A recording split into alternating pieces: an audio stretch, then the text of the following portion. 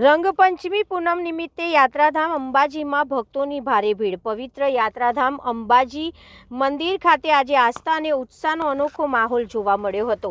હોળી ધૂળેટી બાદ આવતી રંગપંચમી અને પૂનમ એક જ દિવસે હોવાથી વહેલી સવારથી જ ભક્તોનું મહેરામણ ઉમટી પડ્યું હતું। ગુજરાત સહિત અન્ય રાજ્યોમાંથી લાખોની સંખ્યામાં પદયાત્રી અને દર્શનાર્થીઓ માં અંબાના દર્શનાર્થે પહોંચ્યા હતા।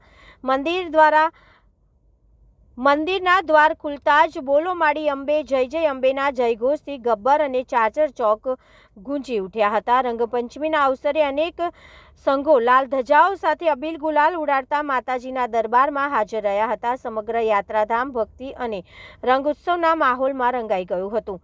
ભક્તોની ભારે ભીડને ધ્યાનમાં રાખીને મંદિર ટ્રસ્ટ અને પોલીસ પ્રશાસન દ્વારા સુરક્ષા તથા દર્શન માટે વિશેષ વ્યવસ્થા ગોઠવવામાં આવી હતી। રેલિંગ અને હોલ્ડિંગ એરિયામાં ભક્તોની લાંબી કતારો જોવા મળી હતી।